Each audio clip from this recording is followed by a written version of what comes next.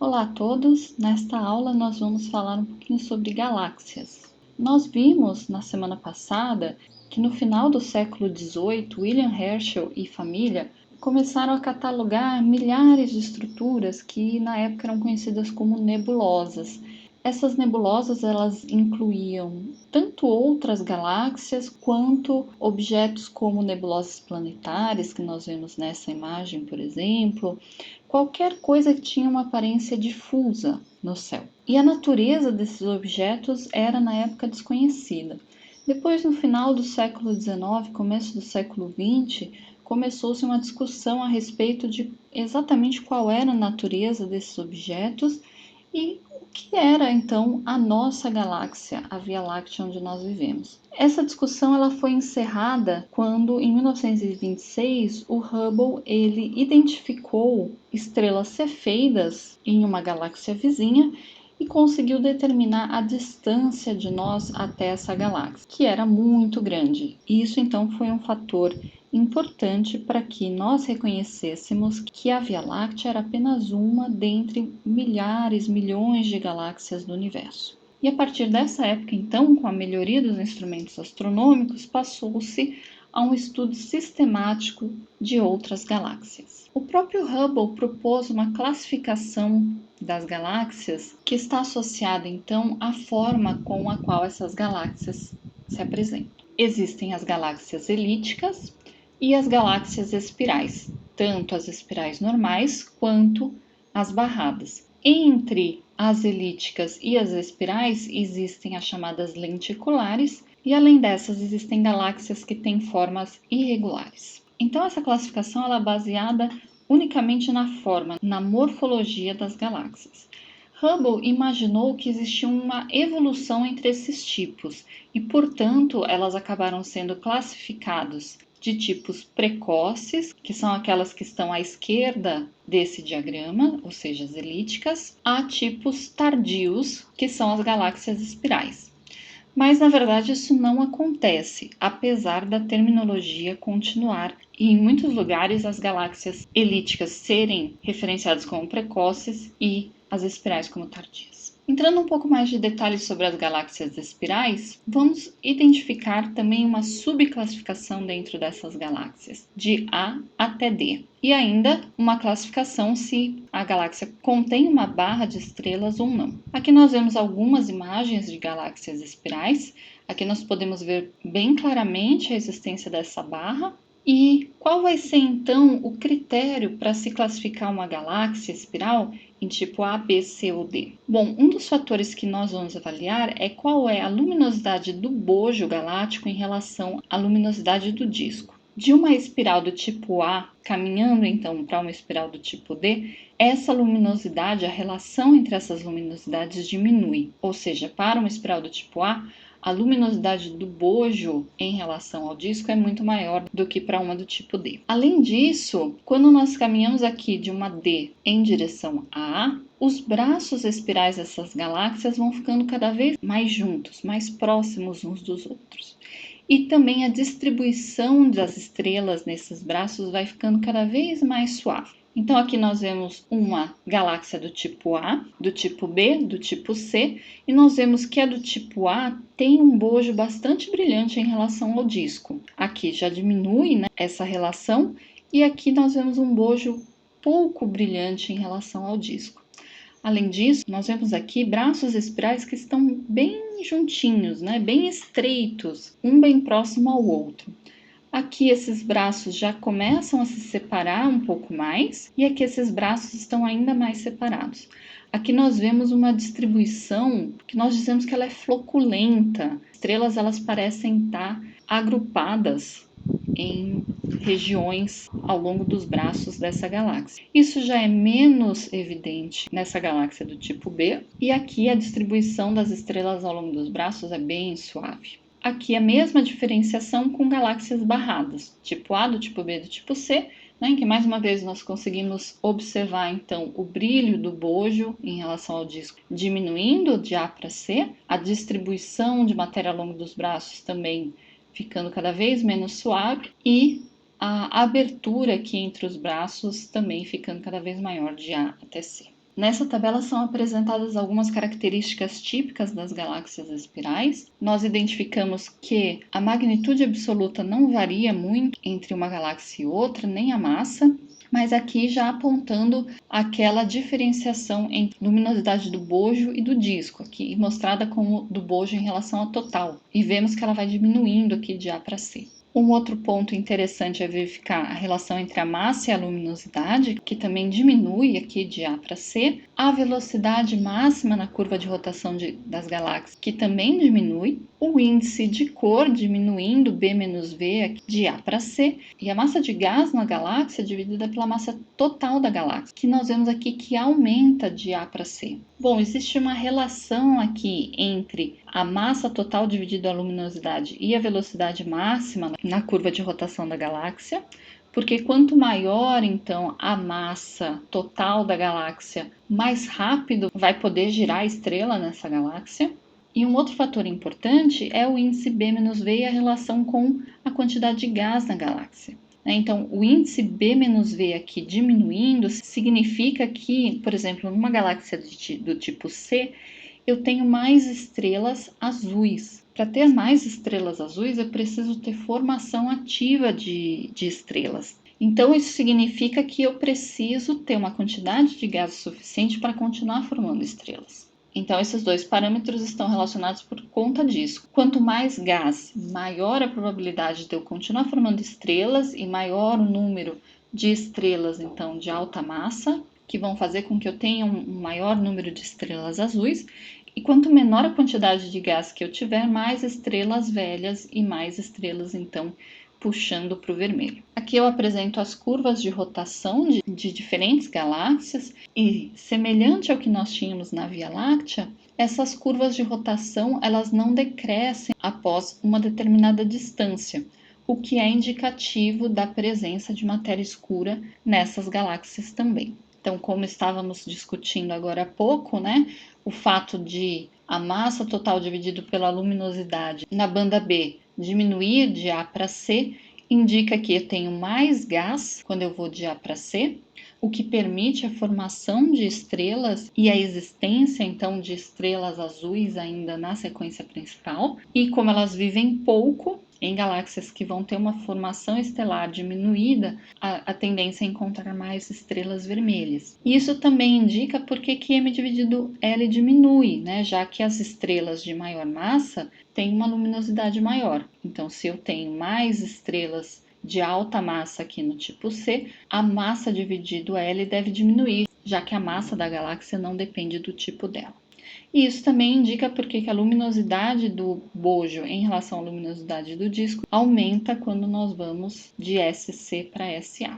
Bom, então os bojos, nós já tínhamos visto na Via Láctea que o bojo tende a ser mais vermelho do que o disco da Via Láctea. Isso também vai ser verdade para as demais galáxias. Isso porque as estrelas que são mais ricas em metais tendem a ser mais vermelhas do que as que são pobres em metais. E por que existe essa relação entre a cor e a metalicidade da estrela?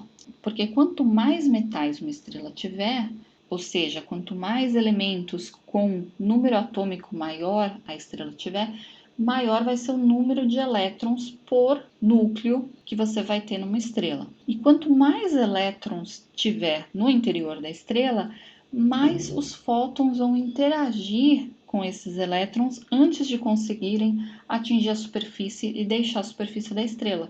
Então, isso aumenta a opacidade da estrela. Com o aumento da opacidade, a pressão de radiação também vai ser maior, o que vai fazer com que o raio da estrela expanda. O raio da estrela expandindo, a temperatura superficial diminui e isso faz com que a estrela fique mais avermelhada. E vai existir um gradiente de cor ao longo do disco da estrela. Quanto mais longe do centro, menos vermelhas e menos ricas em metais tendem a ser as estrelas. Isso está associado, então, ao fato de que a formação estelar é mais ativa nos braços do que no bojo, gerando, então, esse gradiente de cor. Nós vimos no caso da Via Láctea que existe um buraco negro supermassivo no seu centro e existem evidências de que isso tende a ser verdade para praticamente todas as galáxias que nós observamos. Por exemplo, no caso de M31, existe um buraco negro supermassivo que foi possível, inclusive, determinar a massa dele são como sendo de 1,410 a 8 massas solares. É importante apontar também que buracos negros supermassivos também foram vistos em galáxias elípticas, no centro de galáxias elípticas. Por exemplo, M87, que é uma elíptica gigante, tem um buraco negro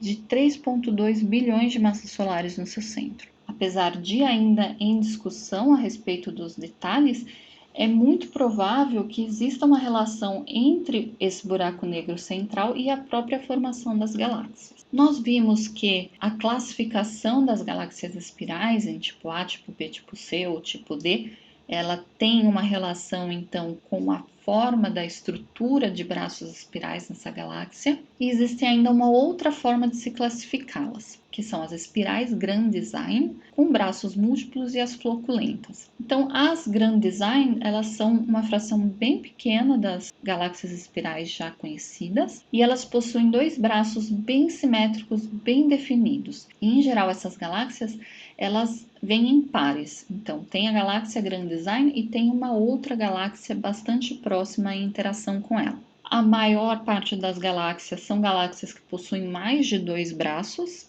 concluindo aí 60%, e existem ainda as espirais floculentas, que não possuem braços tão bem definidos quando você vai para distâncias angulares maiores. O braço ele começa bem definido ali perto do bojo e depois ele começa a perder essa definição. São nos braços, então, que nós vamos encontrar as estrelas mais jovens, as regiões H2, as nuvens moleculares e a poeira. Aqui nós vemos dois exemplos. Essa aqui é uma galáxia Grand Design, então nós verificamos aqui a existência de dois braços espirais muito bem definidos, muito simétricos. E aqui uma galáxia do tipo floculenta, né? Ela tem uma barra aqui perspassando o seu bojo, e depois nós vemos que existem braços que eles até começam relativamente bem definidos, mas conforme vai se afastando da região do bojo, ela já começa a ficar bastante indefinida, né? Parece até que tem uns vazios aqui entre o braço e a sequência desse braço.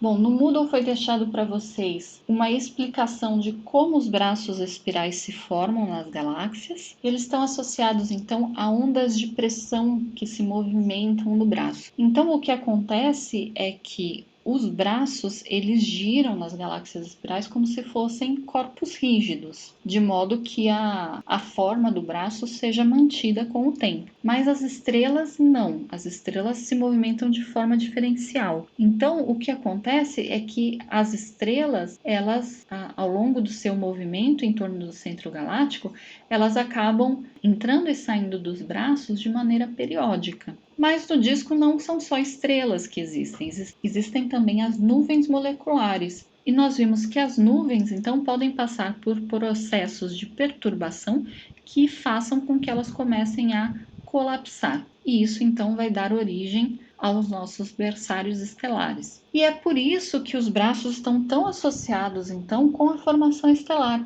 porque justamente como é uma onda de pressão se movimentando sobre os braços são capazes de promover essa perturbação sobre uma nuvem molecular, fazendo com que ela se contraia e dê origem às estrelas. Já passando aqui para as galáxias elípticas, a classificação inicialmente ela foi feita de acordo com a forma, mas é óbvio que essa não é a melhor classificação para tentar entender a física que ocorre dentro dessas galáxias, porque a forma vai depender da linha divisada. Então, se nós tivermos uma galáxia elíptica que tem essa forma, um observador que olhe essa galáxia deste ponto de observação, ele vai ver esta projeção e ele vai achar que essa galáxia ela é bastante regular, né? Ela é uma esfera. Já um observador que olhe deste ponto de vista, com uma excentricidade bastante elevada. Então, inicialmente, essa classificação, que ia de E0 para galáxias bastante circulares até E7 para galáxias bastante elípticas, ela não é mais muito utilizada. E as galáxias elípticas, ao contrário das espirais, que tinham algumas propriedades físicas que não variavam tanto, as elípticas já têm propriedades físicas que são bastante variadas, tanto na magnitude absoluta, quanto na massa e também nos seus tamanhos, que podem ir de dezenas e centenas de quiloparsecs. Então aqui nós vemos imagens dessa classificação mais antiga, né, de galáxias bem simétricas, até bastante elongadas, mas hoje ela não é mais utilizada. E foi proposta então uma nova classificação justamente para dar mais destaque a essas propriedades físicas. Diferenças que são gerais em relação às elípticas com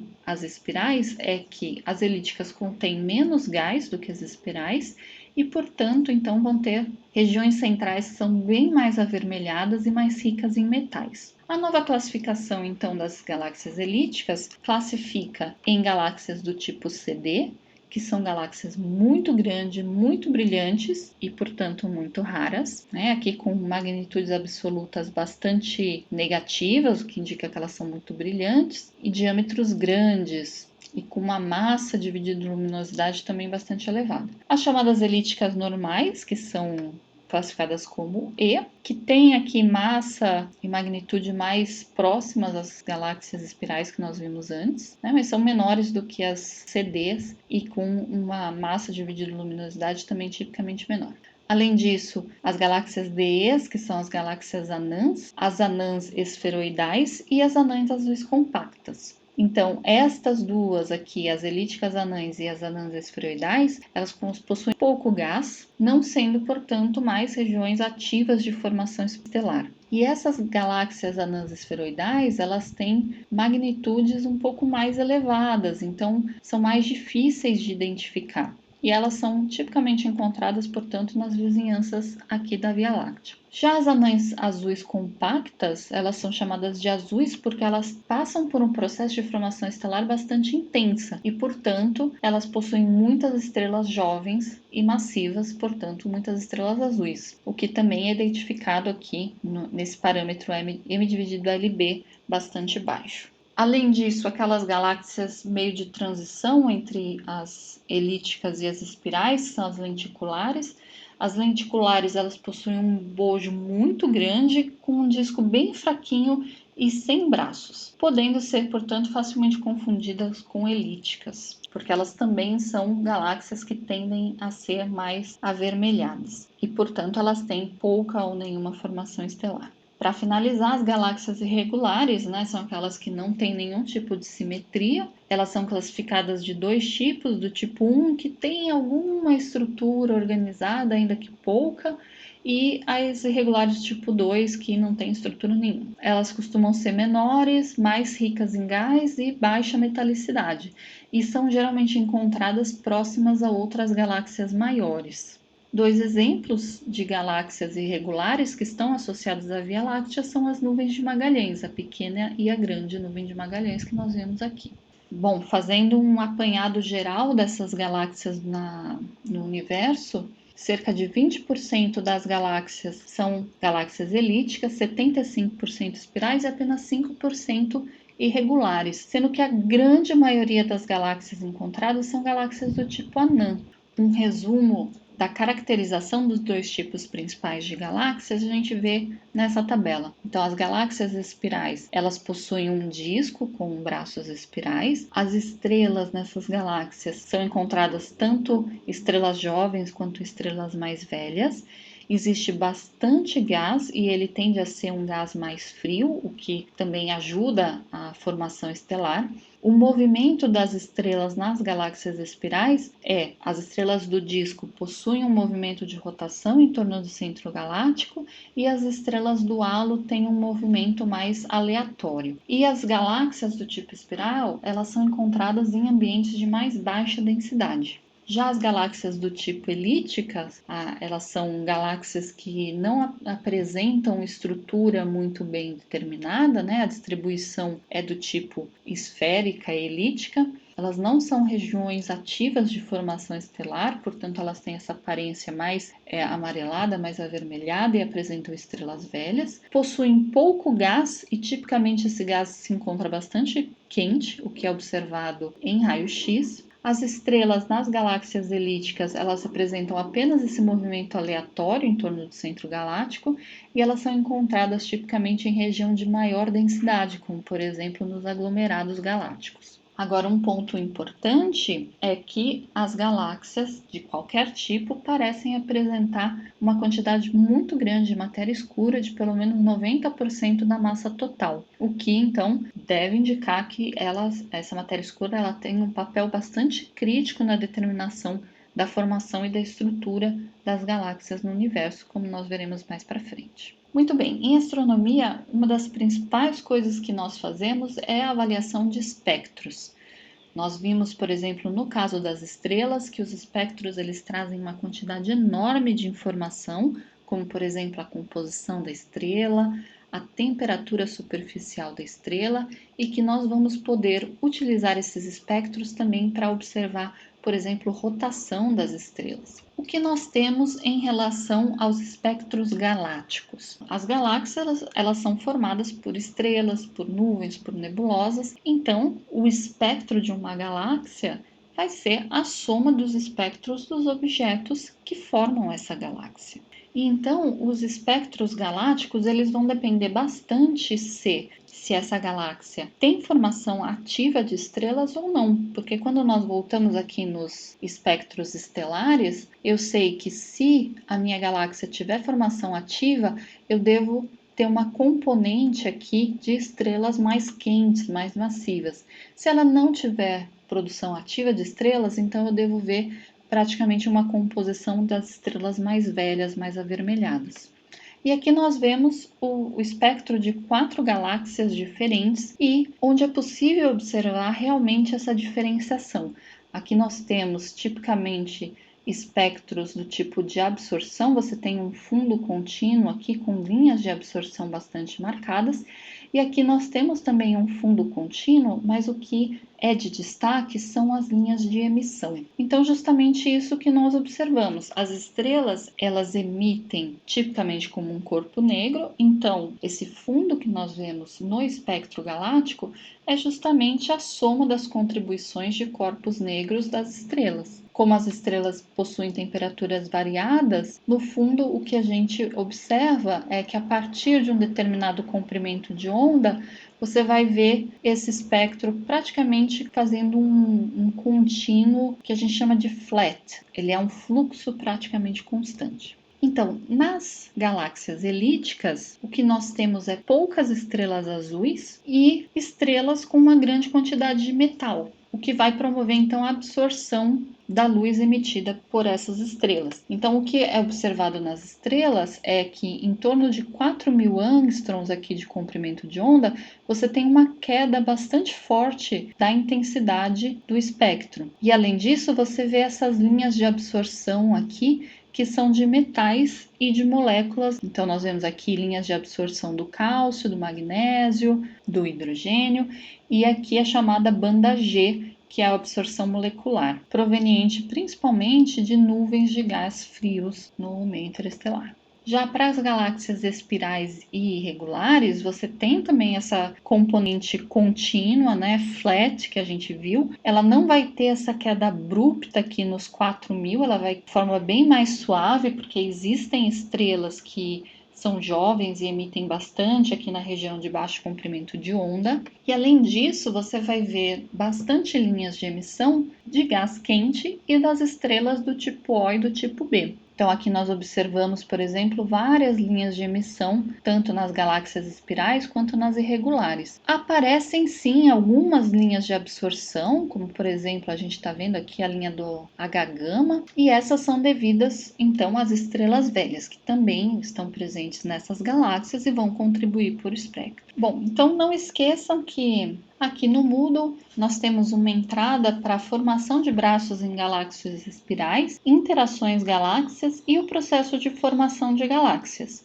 Na semana que vem, nós vamos continuar falando de galáxias e, em particular, sobre as galáxias ativas e os núcleos ativos de galáxia.